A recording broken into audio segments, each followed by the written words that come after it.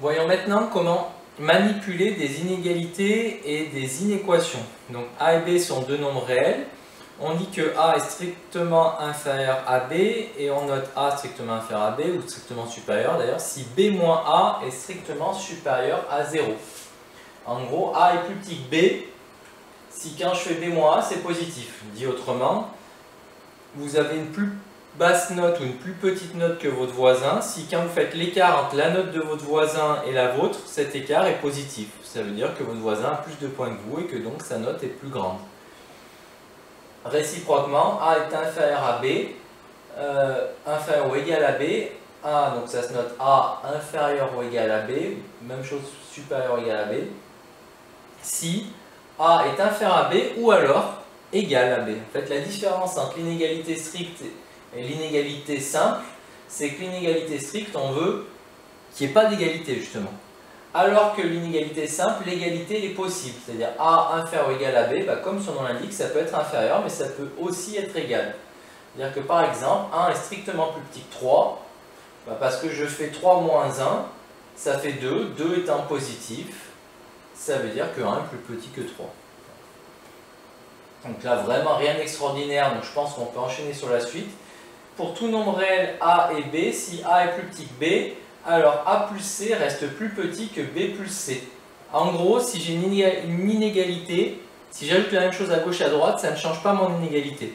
C'est-à-dire que si vous avez une plus basse note que votre voisin, si je suis de bonne humeur et que j'ajoute 2 points à tout le monde, alors vous aurez toujours une plus basse note que votre voisin. Parce que vous aurez augmenté de 2 points, mais lui aussi. Donc là, l'idée de cette propriété, c'est ça. Si j'ajoute C, un nombre, évidemment il faut que ce soit la même chose, sur le même C. Si j'ajoute C à gauche et à droite, alors si A était plus petit que B, A plus C, ça reste plus petit que B plus C. Si je multiplie par un nombre réel C positif, alors même chose, l'ordre n'est pas changé. Si je multiplie vos notes par 2, de la même façon, si vous aviez une plus basse note que votre voisin, vous aurez toujours une plus basse note que votre voisin. Et c'est là où arrive le piège, si vous n'avez pas, ça ne serait pas drôle. Si C est négatif, là par contre, ça change tout. Si C est négatif, alors A fois C devient plus grand que B fois C. Un exemple pour mieux comprendre ça, 1 est plus petit que 2. Si je multiplie tout ça par moins 1, 1 fois moins 1 ça fait moins 1, 2 fois moins 1 ça fait moins 2, et moins 1 est devenu plus grand que moins 2. Donc on applique la troisième propriété. Là, ça m'embête d'avoir un exemple juste pour la troisième propriété. Moi je voudrais un exemple pour chacune de ces trois propriétés. Donc la première, prenons l'exemple de notes, vous avez eu 12, votre voisin a eu 14. Et puis je vous aime bien, j'ajoute 3 points à tous les deux. Si j'ajoute 3 points à 12, ça fait 15. Si j'ajoute 3 points à 14, ça fait 17. Il y a toujours le même ordre. 15, ça reste plus petit que 17. D'ailleurs, c'est la même chose si j'enlève des points. Si vous m'avez énervé que je décide d'enlever un point à tout le monde, 12 moins 1, ça fait 11. Ça reste plus petit que 14 moins 1 qui fait 13. Donc, résumé, que j'ajoute ou que j'enlève quelque chose dans une inégalité, ça ne change pas l'ordre. Si maintenant je multiplie tout par 2, 12 multiplié par 2, ça fait 24. 14 multiplié par 2, ça fait 28. Vous voyez que l'ordre n'a pas été modifié. Si par contre je multiplie par moins 2, c'est là où le piège arrive. 12 fois moins 2, ça fait moins 24. 14 fois moins 2, ça fait moins 28. Et là, vous voyez que cette fois-ci, attention l'ordre en ce qui concerne le nombre négatif, moins 24 est devenu plus grand que moins 28. Donc résumé, multiplier dans une inégalité par un nombre négatif, ça change l'ordre de mon inégalité, donc ça change le signe de l'inégalité, ou plutôt le sens de l'inégalité. Parce que le signe de l'inégalité, ça ne veut rien dire. Ça change le sens de l'inégalité, donc pensez-y bien. Encore un piège très classique dans lequel une partie d'entre vous tomberont à un moment ou à un autre. Donc le mieux, ce serait jamais, en tout cas le moins souvent possible. Ce sera la même chose si on divise. Donc résumé, en fait, à retenir, diviser ou multiplier une inégalité par un nombre négatif change le sens de cette inégalité. Propriété suivante, si vous avez bien compris ça, on enchaîne. A, B, C et D sont des nombres réels tels que A soit plus petit que B et C plus petit que D.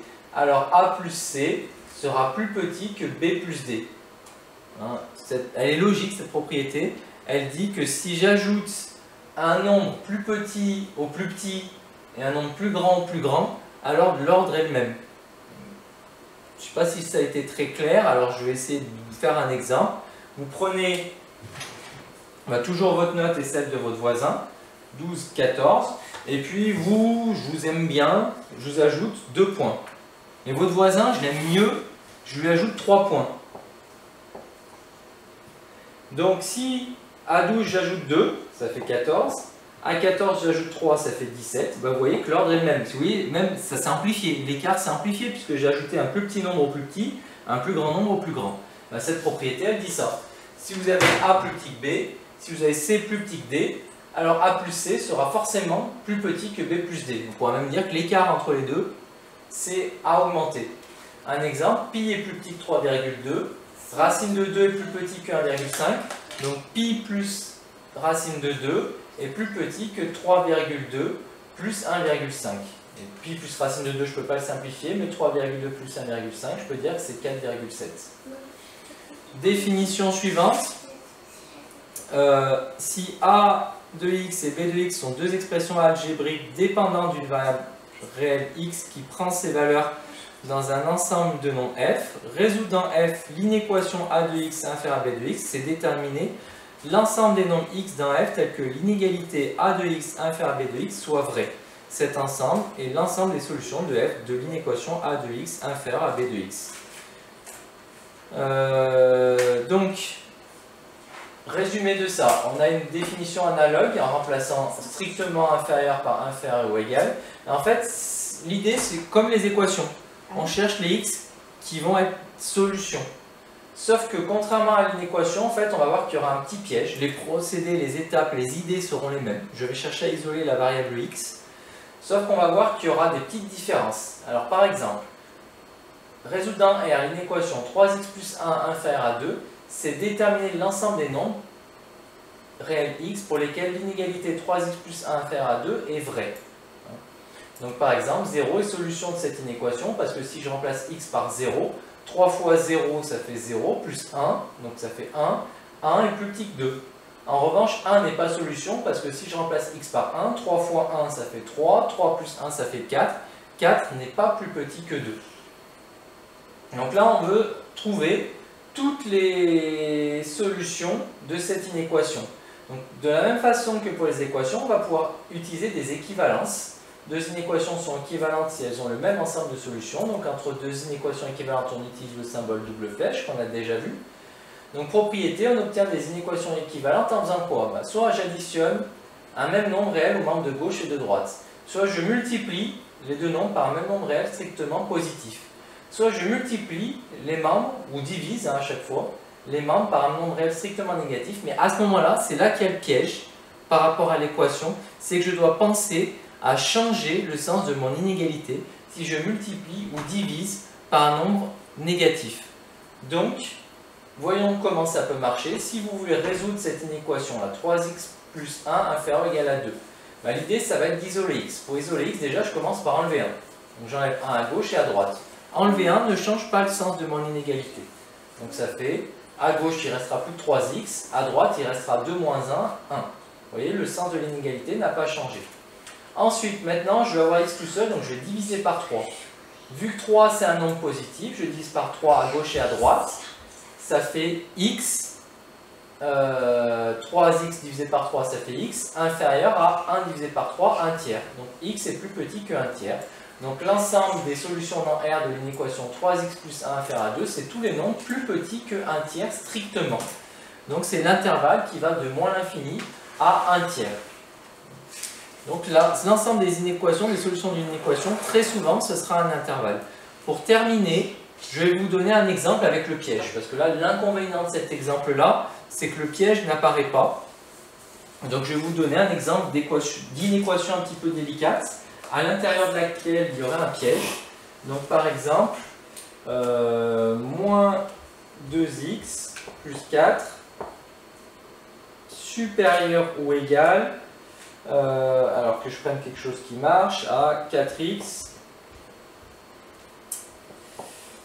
plus 28. Comment résoudre cette inéquation sans se tromper? On y va étape par étape.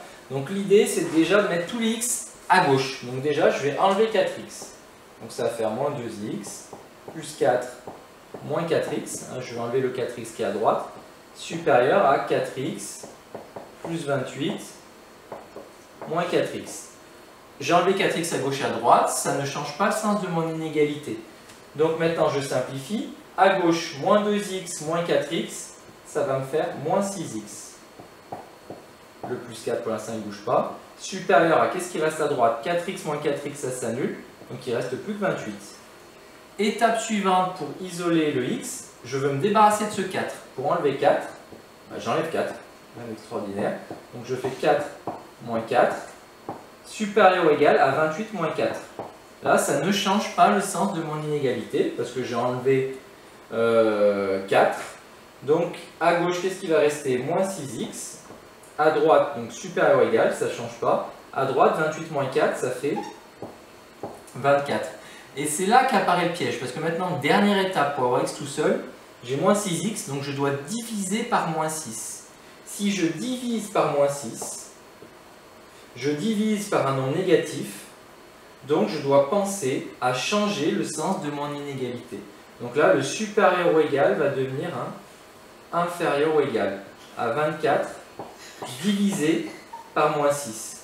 Et donc 24 divisé par moins 6, si je sais compter, ça doit faire moins 4. Donc finalement, les solutions de cette inéquation sont tous les nombres plus petits que moins 4. Sous forme d'intervalle, ça s'écrirait x appartient à l'intervalle les plus petits que moins 4, c'est tout ce qui va de moins l'infini à moins 4, inclus parce que c'est inférieur ou égal. Donc voilà comment ça marche, et vous voyez, le piège principal, il se situe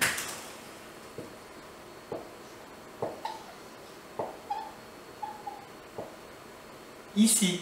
Donc attention, il y a gros danger. Pensez bien que ce piège qui n'est pas quand vous avez à résoudre une équation, parce que quand vous avez une équation, vous n'avez que des égales, le sens du égal, vous en foutez, ce sera toujours le même. Par contre, quand vous avez une inéquation, si vous divisez ou multipliez, ici on a divisé par un nombre négatif, on a divisé par moins 6, alors je dois penser à changer le sens de mon inégalité. Si vous ne le faites pas, vous vous tromperez, et c'est une erreur très fréquente de seconde, de première et même de terminale. Donc notez-le et surtout retenez-le bien. Attention, qui dit inéquation dit piège.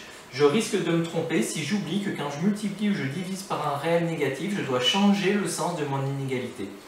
Et changer le sens, ça veut simplement dire que si c'était supérieur, ça devient inférieur. Si c'était inférieur, ça devient supérieur. Donc voilà, j'espère avoir été le plus clair possible. Encore une fois, la réussite là passe par l'entraînement. Donc entraînez-vous à résoudre des équations et des inéquations. Bon courage!